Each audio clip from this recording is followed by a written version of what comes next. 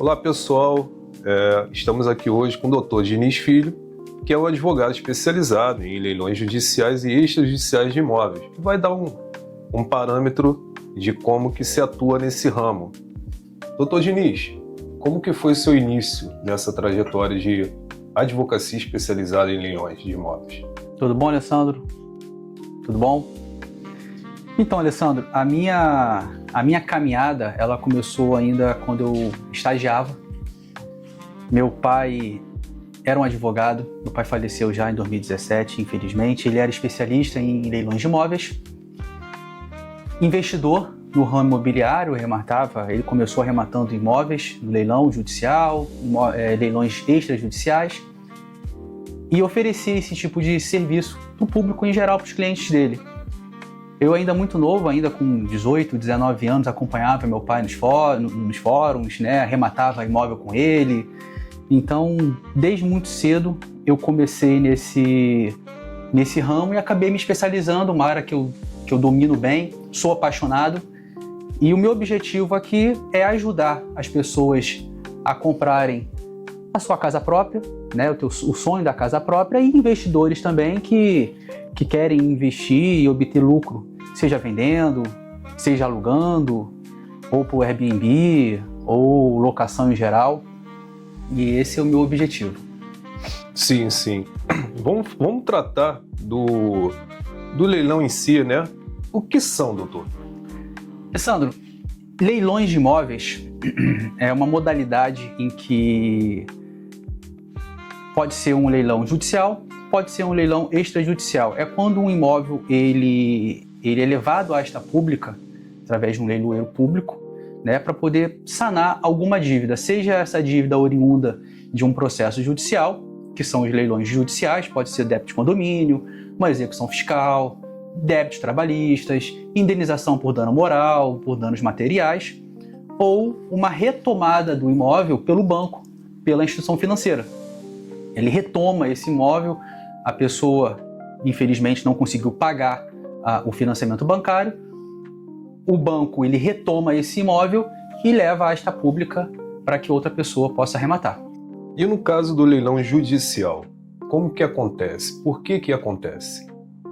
Então, o leilão judicial, a pessoa entra com uma ação, né, contra uma pessoa que está lhe devendo dinheiro por algum motivo, pode ser um condomínio que está cobrando um débito condominial.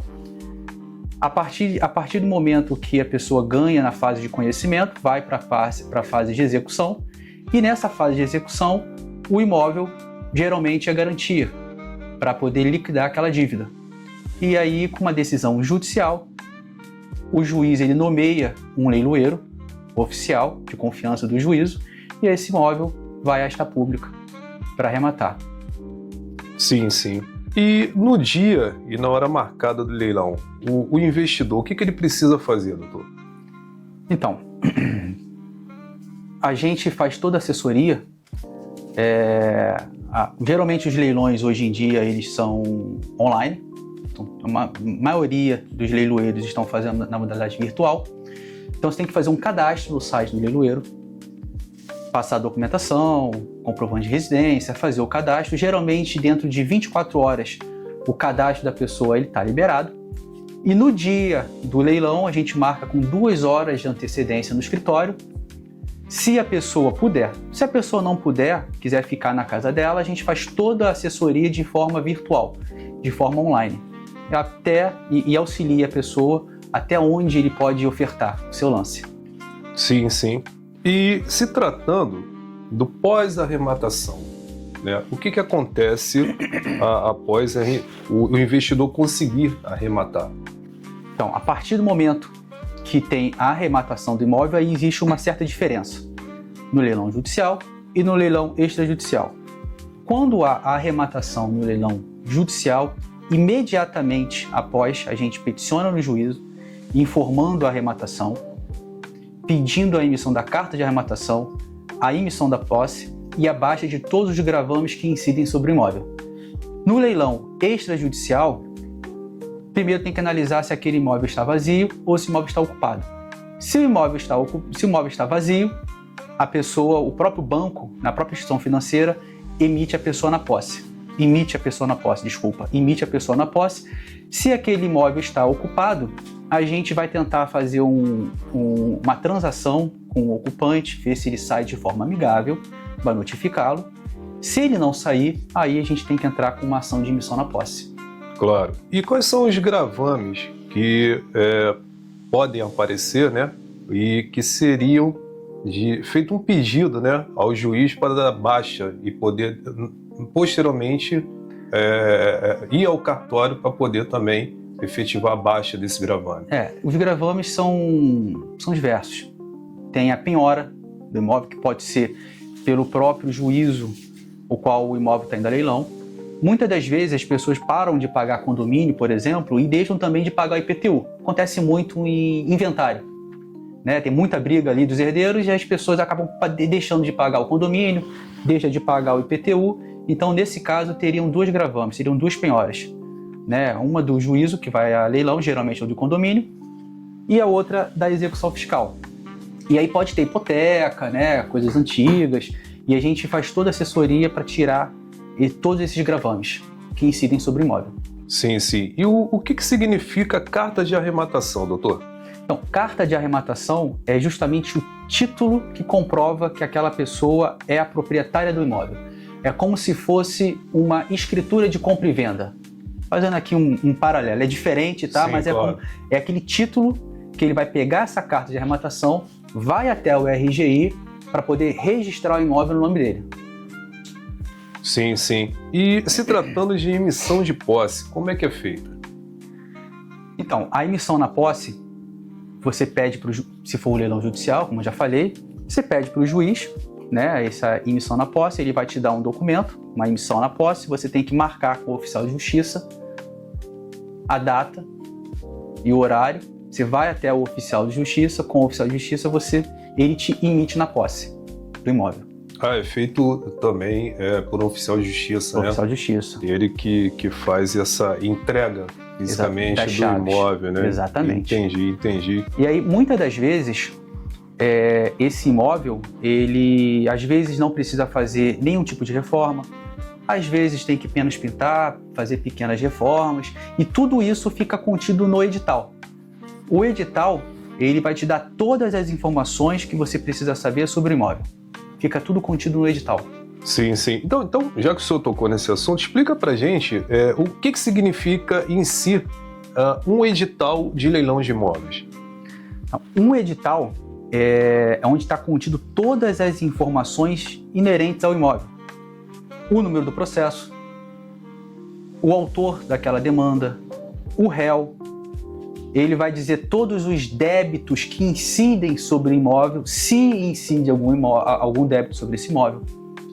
Ele vai te dar todos os elementos ali, vai apresentar todas as certidões. Ele é o que ele te apresenta, faz todo um panorama sobre o processo, sobre o imóvel. Então, o edital é importantíssimo. Ali está contido o valor da avaliação, quando vai ser a primeira praça, quando vai ser a segunda praça. Ah, tá. Esses são os pontos a se destacar, né? São pontos importantíssimos. No próprio edital de leilão, que é a regra, né? É a regra do jogo, né? Exatamente. Sim. Doutor, vale a pena investir em leilões de imóveis? Muito a pena. Vamos falar assim economicamente, né? Hoje em dia, pelo menos na minha experiência, eu não consigo imaginar nenhum investimento que seja mais seguro do que imóveis. Investimento em imóveis é desde a época dos nossos avós. Então, e você conseguir arrematar um imóvel num leilão judicial, extrajudicial, você consegue descontos de 50%, às vezes até mais. Tá? Então, realmente é um excelente investimento para quem tem o dinheiro parado no banco e também uma excelente oportunidade para quem deseja ter o seu primeiro imóvel e não quer pagar o preço de mercado, que muitas das vezes, né, é um valor exorbitante, né? Doutor Diniz, quando a pessoa arremata o imóvel, quais são as custas adicionais à própria arrematação do imóvel? Então, aqui entra naquele mesmo planejamento financeiro que eu havia falado. A pessoa tem que se preparar não somente para o valor da arrematação, mas ele tem que também se preparar para poder pagar 5% sobre o valor da arrematação, que é a comissão do leiloeiro. ITBI, que aqui no Rio de Janeiro são 3% sobre o valor da arrematação, 1% de custas judiciárias e também a custa que ele vai ter para poder levar a carta de arrematação a registro do RGI. Certo. Que isso aí somente na hora que ele vai saber.